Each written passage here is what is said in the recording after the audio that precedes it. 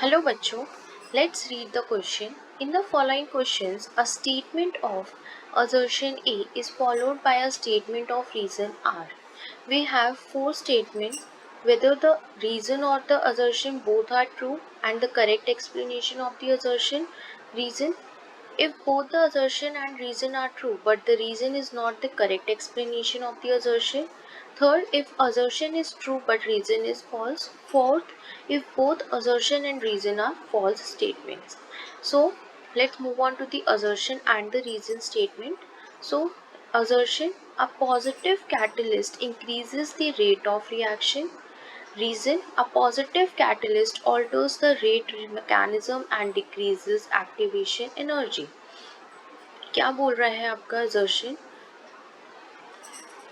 assertion बोल रहा है कि एक पॉजिटिव कैटलिस्ट कैसे रेट ऑफ रिएक्शन को इंक्रीज करता है. सबसे पहली बात तो हमारा जो कैटलिस्ट होता है वो टू पार्ट्स में डिवाइडेड होता है. पॉजिटिव कैटलिस्ट होते हैं और नेगेटिव कैटलिस्ट होते हैं. जो हमारे पॉजिटिव कैटलिस्ट होते हैं ये क्या करते हैं, रेट ऑफ रिएक्शन को इंक्रीज करते हैं. Rate of reaction increases. जबकि हमारे जो नेगेटिव कैटलिस्ट होते हैं ये रेट ऑफ रिएक्शन को क्या करते हैं, डिक्रीज करते हैं. तो आप देख रहे हैं हमारी जो फर्स्ट स्टेटमेंट यानी कि जो असर्शन दे रखा है वो यही बोल रहा है कि पॉजिटिव कैटलिस्ट क्या करते हैं, रेट ऑफ रिएक्शन को इंक्रीज करते हैं. तो असर्शन क्या है हमारा, करेक्ट है. तो हम लिख देंगे कि assertion is correct. Now move on to the reason. Reason क्या है हमारा कि एक पॉजिटिव कैटलिस्ट जो है वो ऑल्टर करता है रिएक्शन मैकेनिज्म को और फिर वो डिक्रीज करता है हमारी एक्टिवेशन एनर्जी को. अगर मैं एक प्लॉट करूँ ग्राफ, हमारा रिएक्टेंट है उससे हमारा क्या बनता है, प्रोडक्ट बनता है. इस टाइप का हमारा एक एनर्जी डायग्राम फॉर्म हुआ.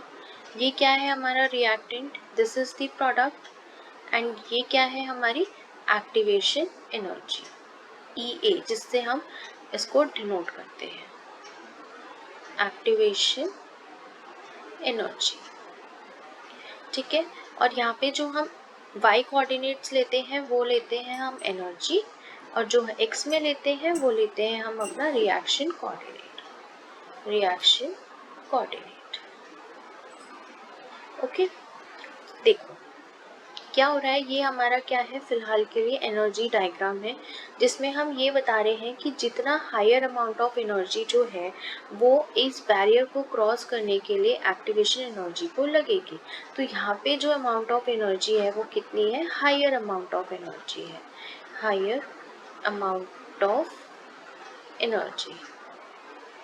ओके.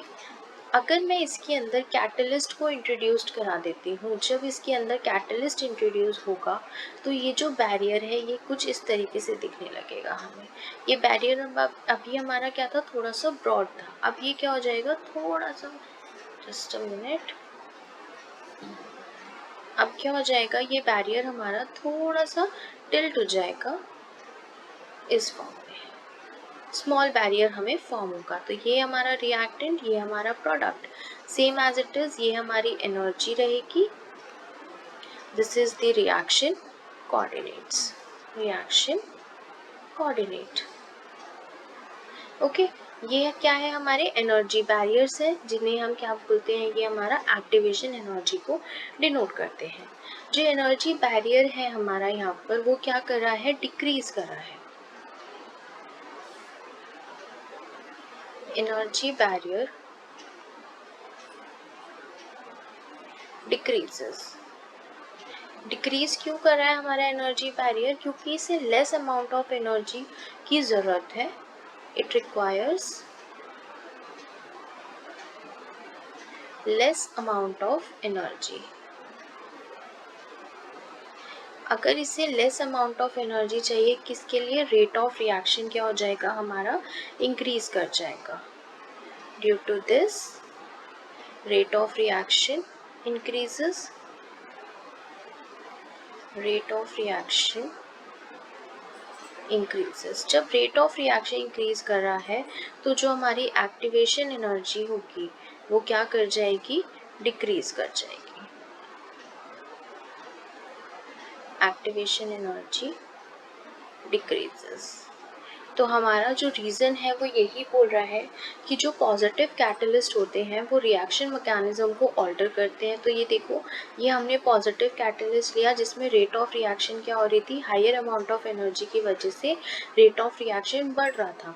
जब रेट ऑफ रिएक्शन बढ़ रहा था तो हमने जैसे ही इसके अंदर कैटलिस्ट ऐड कराया तो एनर्जी बैरियर क्या हो गया हमारा, यहाँ पे कम हो गया। यहाँ पे क्या था, एनर्जी बैरियर थोड़ा सा अपवर्ड था, यहाँ पे थोड़ा सा डाउनवर्ड हो गया, एनर्जी बैरियर डिक्रीज कर गया। तो इसके अंदर अमाउंट ऑफ एनर्जी क्या हो गई, कम हो गई, जिसकी वजह से रेट ऑफ रिएक्शन क्या हो गया हमारा, इंक्रीज कर गया, यानी कि ऑल्टर हो गया, मैकेनिज्म इसका चेंज हो गया। और इसकी रेट ऑफ रिएक्शन बदलने की वजह से एक्टिवेशन एनर्जी भी हमारी क्या हो जाएगी, डिक्रीज कर जाएगी। तो हमारा यहाँ पे जो रीज़न है वो भी क्या है, करेक्ट है।